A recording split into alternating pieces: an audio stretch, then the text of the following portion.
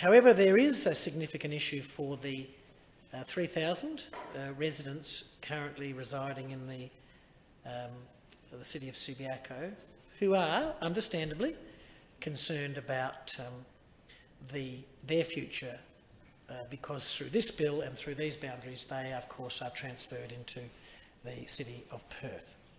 I met with a number of them and a number of the representatives and discussed their concerns, and it was interesting when you look at the concerns that they have. Now, their main concern was, well, two main concerns was, one, there'd been a survey process which had actually been encouraged by their local member, the member for Netherlands, to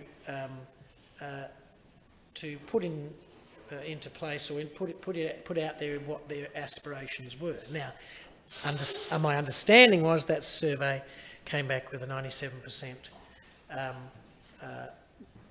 response requesting or urging that they stay in the city of Subiaco.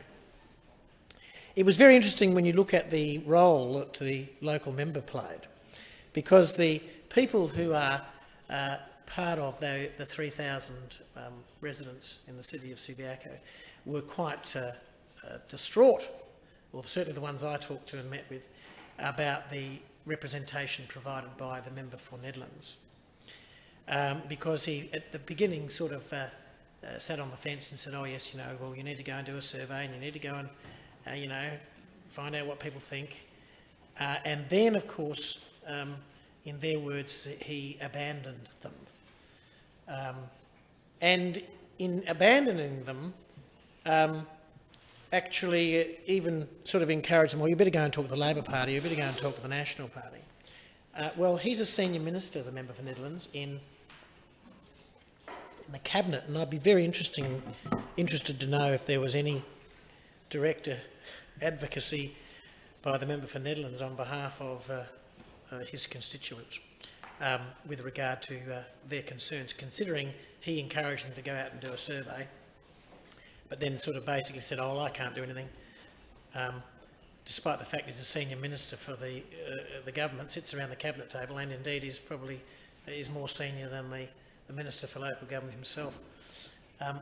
So they were disappointed. Now, one of the issues for these people is, of course, the argument they have is that they should have a say. They should be able to have a vote. And that's been strongly advocated on behalf of them by the city of Subiaco, of course, as well as them themselves through various letters, etc. What I think we need to remind ourselves of is this process here is indeed a boundary change or a boundary adjustment. It is not an amalgamation of a council, either through boundary adjustments that the Minister tried to use in the ill-fated metropolitan process, nor is it, of course, an adjustment that triggers the Daydor provisions. This party, the WA Labor Party, and our leader and myself as Shadow Minister for Local Government believe very strongly that the importance of the Daydor provisions. Now, I know there's a difference of opinion between the Minister and I on the Daydor provisions. The Minister in this place has previously said if they had, well, you actually were proposing at one stage to get rid of those or to delete them because you don't believe in them. Well, we differ with you very strongly on that. We believe that if, as per the provisions, if there is a proposal to amalgamate a council in total, then yes, there should be a local say. Now, the difference in this process is that this is a proposed boundary adjustment, and so therefore that provision via the Daydor provision is not triggered. Personally, I believe that the residents who will be transferred into the city of Perth will not be disadvantaged. I don't believe they will be. I don't believe they'll be disadvantaged.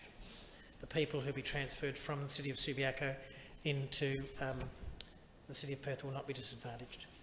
However, in that provision, we need to be honest. And this is where I come to a question, Minister, that I asked you back in earlier this year. When you in response to a Dorothy Dixer, highlighted to the House that you had been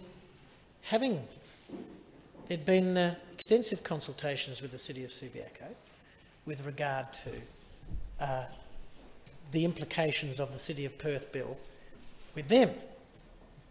In fact, it was in the 21st of May, in response to a question, you said, "The government is working with the City of Subiaco on transitional arrangements for affected ratepayers in the area known as the Crawley Finger." That's what you said, that's a quote. It was very interesting that the Mayor of Subiaco countered that very strongly when she said that, in fact, your assumption or your assertion that the government is working with the City of Mandurah on transitional arrangements for affected ratepayers, as highlighted, was not necessarily the case. And in fact, I want to read from the City of Perth, Subiaco Mayor's letter to me on the 29th of June, when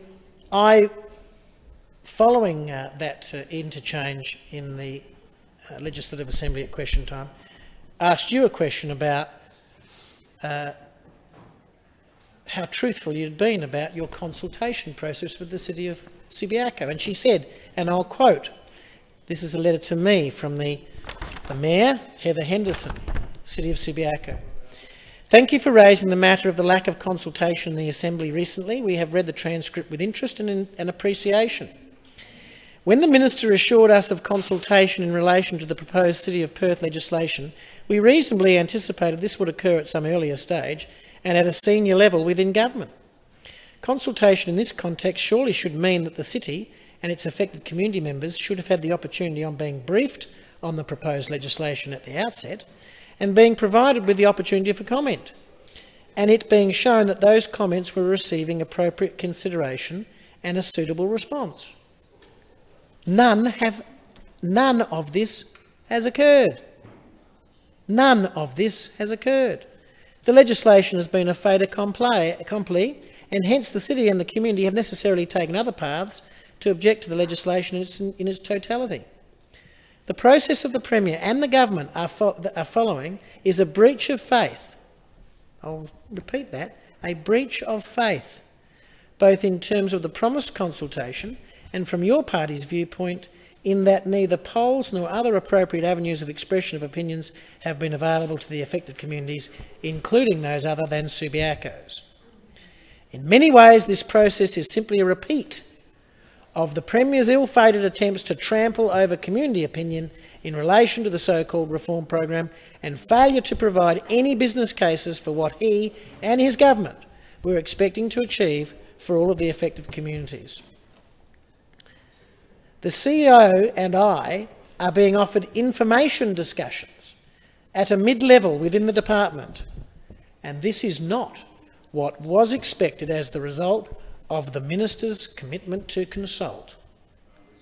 Minister, that's a damning letter against you, particularly given your comments in the House on the 21st of May, in a response to your own Dorothy Dixer, that the government is working with the City of Subiaco on transitional arrangements for affected ratepayers in the area known as the Crawley Finger.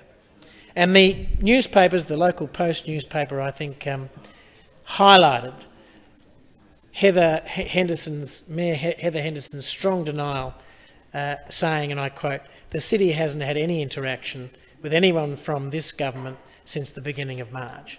That is damning, Minister. That is damning of you. And I actually think you've misled this parliament. You misled the parliament when you did that. You came into this place telling everyone that you were consulting, and then you've been found absolutely wanting. So is it any wonder that there is a great sense of distrust with regard to you, the Premier, and this legislation? Now I want to go